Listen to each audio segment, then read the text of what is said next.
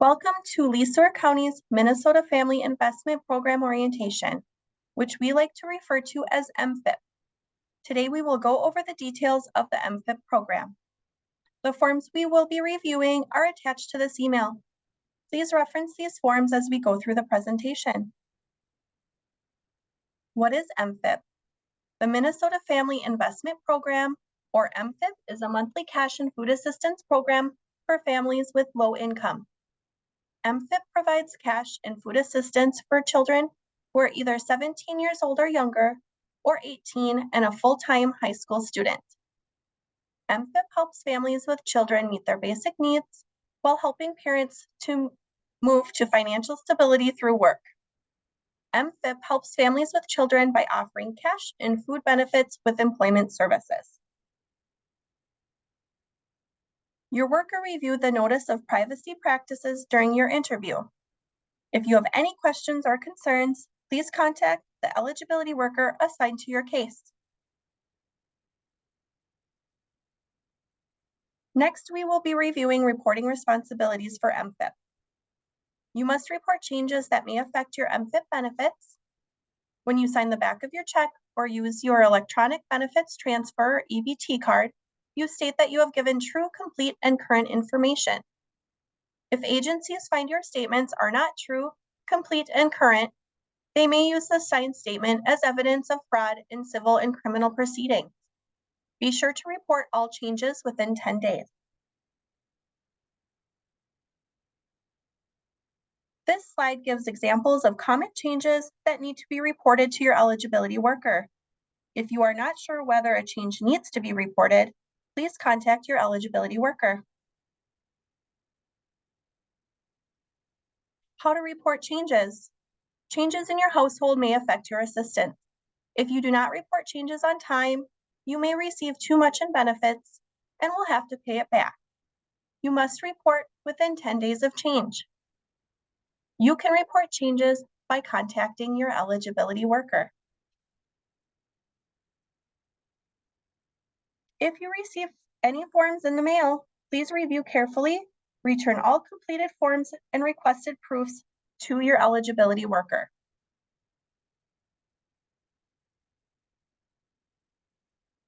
If you have earned income, you will receive a household report form each month. Just remember, all income you receive needs to be reported monthly, even if it has not changed.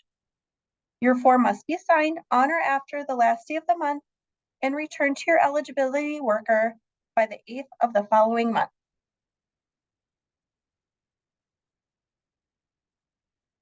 You may be found eligible for the MFIP Housing Assistance Grant. The housing grant is $110 and is available to households that do not receive a HUD rental subsidy. You will receive this benefit automatically unless you are currently receiving HUD rental assistance subsidies, you have opted out of the cash portion of MFIP, no eligible adults are receiving MFIP, or your MFIP case is closed. If the household receives the housing grant, that month counts towards their 60-month lifetime limit. The next form we will review is the MFIP 60-month time limit. There is a 60-month or 5-year lifetime limit for receiving MFIP cash assistance. Each parent or adult responsible for children in the household who is receiving cash assistance has their own 60-month time limit. If you are receiving the $110 housing assistance grant in a month, but you are not receiving the cash portion, that month still counts towards the lifetime limit. There are exceptions to the 60-month lifetime limit. The months you receive cash assistance do not count towards those months if you are living on a reservation with an unemployment rate of 50% or more, you or the head of the household is age 60 or older, you are a teen parent who is attending high school or working toward completing secondary education as your program work activity, you are dealing with family violence and are following an employment plan developed with a counselor and safety advocate, any month a participant opts out of the cash portion, Any month the unit only receives the food portion of MFIP. Opting out. Opting out is choosing not to get the cash portion of your MFIP grant. When you opt out of the MFIP cash portion, you are also opting out from receiving the MFIP Housing Assistance Grant.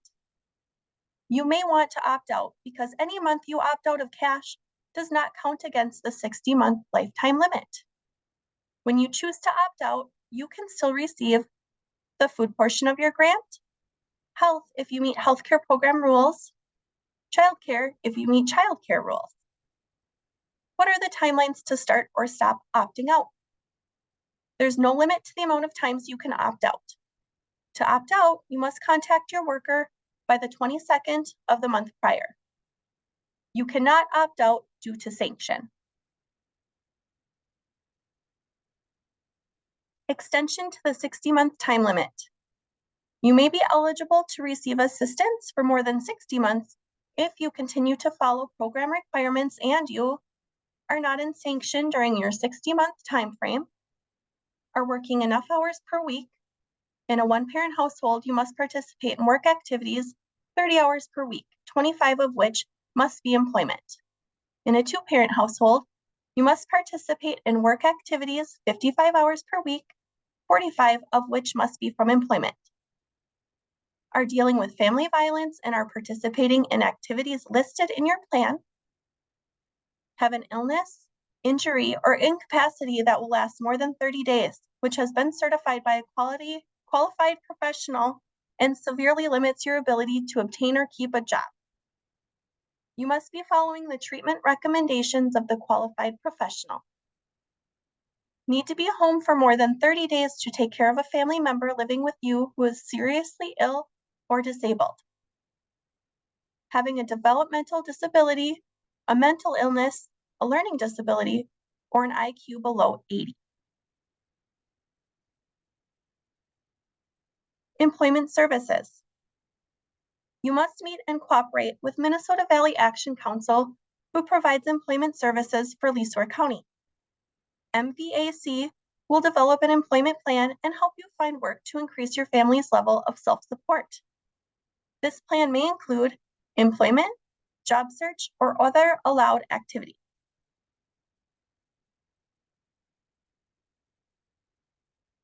Please talk to your employment counselor if you are interested in any of the work and training activities listed on this slide.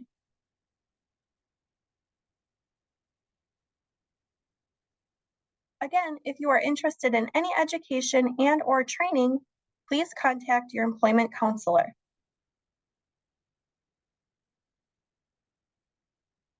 Penalties for not cooperating. If you do not follow the program work rules, you will lose part or all of your assistance. Sanctions are imposed for those who do not cooperate. These sanctions include, for a first occurrence, it reduces the grant by 10%. Second through sixth occurrence reduces the grant by 30%, and rent or utilities are paid directly to a vendor. Seventh or more, household faces 100% sanction. Household will not receive any cash or emergency assistance. Sanctions. Why can people be sanctioned?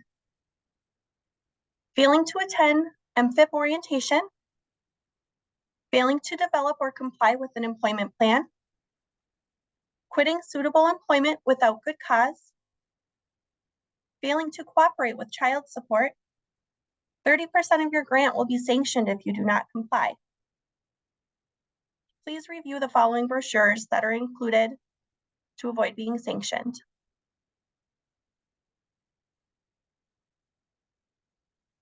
You may be granted good cause for non-compliance with employment services. Please review the slide for reasons you could request good cause.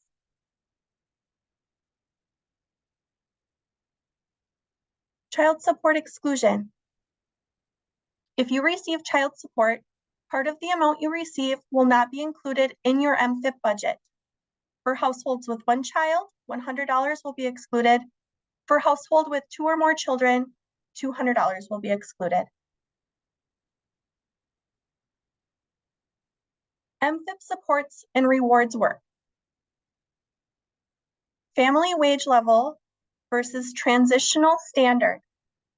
Transitional standard is used for families with no earned income. The family wage level is a higher standard for families with earned income. $65 plus 50% of gross earnings are disregarded as of October 1st, 2015. The family wage level means more money in your pocket each month. You may be eligible for tax incentives such as the Earned Income Credit and/or the Minnesota Working Family Credit.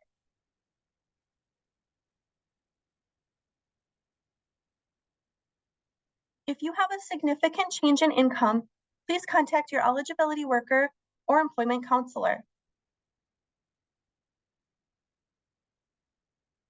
There is an EBT brochure in the forms you were sent. This is a good resource if you have any questions on how to use your EBT card.